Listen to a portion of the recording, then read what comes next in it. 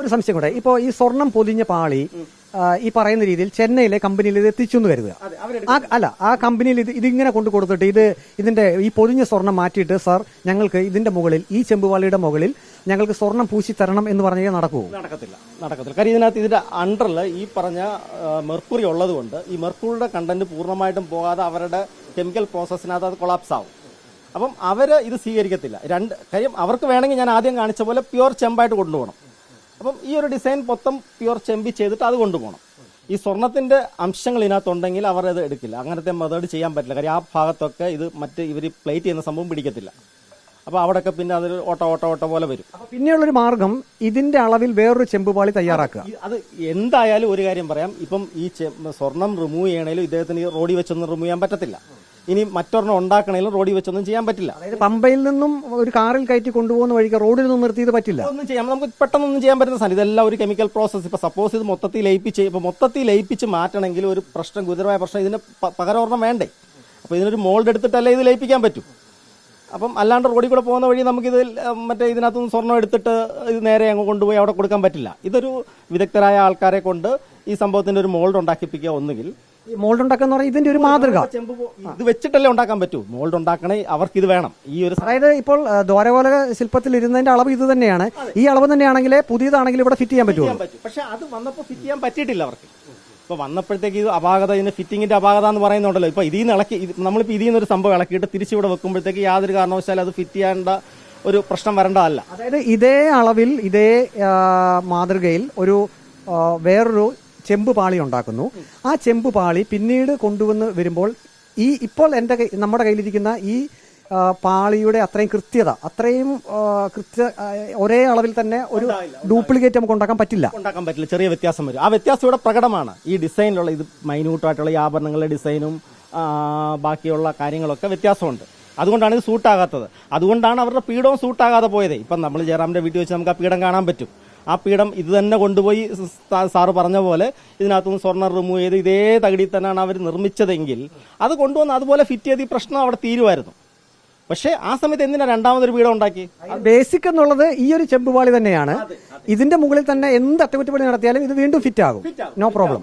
ഈ ബേസ് എന്ന് പറഞ്ഞ സാധനം മാറുന്നില്ല. ബേസ് ഒരിക്കലും മാറുന്നില്ല. ഈ സ്വർണം പൂശിയാലും, സ്വർണം പ്ലേറ്റ് ചെയ്താലും, സ്വർണം റിമൂവ് ചെയ്താലും, സ്വർണം ആഡ് ചെയ്താലും പ്ലേറ്റ് മാറുന്നില്ല. പ്ലേറ്റ് ഇത് തന്നെ. അങ്ങനെയാണെങ്കിൽ എപ്പോൾ എടുത്താലും തിരിച്ചതുപോലെ ഫിറ്റ് ചെയ്യാൻ പറ്റണം. പക്ഷേ ഇവിടെ സംഭവിച്ചിരിക്കുന്നത് എന്താണെന്ന് വെച്ച് കഴിഞ്ഞാൽ ഈ വന്ന സാധനം സൂട്ടായിട്ടില്ല. അതുകൊണ്ടാണ് അവർ രണ്ടാമതൊരു കോപ്പി വരേണ്ടി വരുന്നത്. അതായത് ഈ ചെന്നൈയിലെ കമ്പനിയിൽ എത്തുന്നതിന് മുമ്പ് അവിടെ അവരുടെ കൈവശം കിട്ടിയത് ഇപ്പോൾ ഈ ചെമ്പുപാളിയല്ല, മീൻസ് ഇപ്പം നമ്മൾ ഉദാഹരണമായി കാണിക്കുന്ന ഈ ചെമ്പുപാളിയല്ല. അപ്പോൾ ഇതേ അളവിൽ ഉള്ള മറ്റൊരു ചെമ്പുപാളി എവിടെയോ വെച്ച് നിർമ്മിച്ചിട്ടുണ്ട്. അതാണ് ചെന്നൈയിലേക്ക് എത്തിച്ചത്. അതുകൊണ്ടാണ് ഈ 40 ദിവസത്തെ ഡിലേയും വന്നത്. കാര്യം ഈ ഒരു സംഭവം വെച്ചിട്ട് അവർക്ക് മെയിൽ കോപ്പി ഇല്ലല്ലോ. അവർക്ക് ഈ സംഭവത്തിന്റെ മെയിൽ ശബരിമലയിലാണ് അതിരിക്കുന്നത്. വിഗ്രഹം ഇരിക്കുന്നത് അവിടെയാണ്. അവിടെ വെച്ച് എന്തായാലും നിർമ്മിക്കാൻ പറ്റില്ലല്ലോ. അപ്പോൾ അവർ ഈ ഇളക്കിയെടുത്ത പാളി വെച്ചിട്ട് ഡിറ്റോ അതുപോലെ ഒരു കോപ്പി അവരുണ്ടാക്കി. ആ കോപ്പി കൊണ്ടുവന്നുകൊണ്ടാണ് അത് ചേരാതെ വന്നത്. ഇനിയിപ്പം ഇത് തന്നെയാണ് ഇളക്കി ഈ നമ്മൾ സംശയിക്കുന്ന പോലെ ഇതിൽ നിന്ന് ഏതെങ്കിലും നമുക്കറിയാത്ത എന്തെങ്കിലും പുതിയ അത്യാധുനിക സാങ്കേതിക വിദ്യയൊക്കെ കണ്ടുപിടിച്ച് ഇതിൽ നിന്ന് സ്വർണ്ണം റിമൂവ് ചെയ്ത് സ്വർണ്ണം മാത്രമാണ് അവർ ഉദ്ദേശമെങ്കിൽ, അതായത് ഇപ്പം 5 ലക്ഷം വേണോ 5 കോടി വേണോ എന്ന് ചോദിക്കുമ്പം അദ്ദേഹം 5 കോടി വേണ്ട, എനിക്ക് 5 ലക്ഷം മതി എന്ന് പറഞ്ഞ് സ്വർണത്തിന്റെ പിറകെ മാത്രം പോയെങ്കിൽ ഈ പറഞ്ഞ പോലെ ഈ സാധനം തിരിച്ചു വരുമ്പോൾ ഇവിടെ സൂട്ടാകണം. അത് സൂട്ടായിട്ടില്ല. അത് വ്യക്തമുണ്ട്, സൂട്ടായിട്ടില്ല. നമ്മൾ ഇപ്പോൾ അങ്ങേക്ക് ഈ ഒരു ഫീൽഡുമായിട്ട് പരിചയമുള്ളതുകൊണ്ട് ഇത്രയും കാര്യങ്ങൾ വിശദീകരിക്കുന്നു. ഈ ദേവസ്വം ബോർഡിൽ ഉത്തരവാദിത്തപ്പെട്ട ആളുകളില്ലേ, ഇത് സ്വർണം പൊതിഞ്ഞതാണ്. അല്ല, ഞാൻ പറഞ്ഞത് ഇതിപ്പോ സ്വർണം പൊതിഞ്ഞതാണ്. ഈ സ്വർണം പൊതിഞ്ഞതിന്റെ മുകളിൽ വീണ്ടും സ്വർണം പൂശാൻ പറ്റില്ല. അതുകൊണ്ട് ഇത് ചെന്നൈയിലേക്ക് കൊടുത്തു വിട്ടാലും ആ കമ്പനി ഇത് സ്വീകരിക്കില്ല എന്ന് മനസ്സിലാക്കാനുള്ള ഒരു ബേസിക്, അല്ലെങ്കിൽ അത് അവർക്ക് അറിയില്ലേ? 2019 മാർച്ച് മാസമാണല്ലോ ഇവർ ഈ ഡോറ് ഫിറ്റ് ചെയ്യുന്നത്.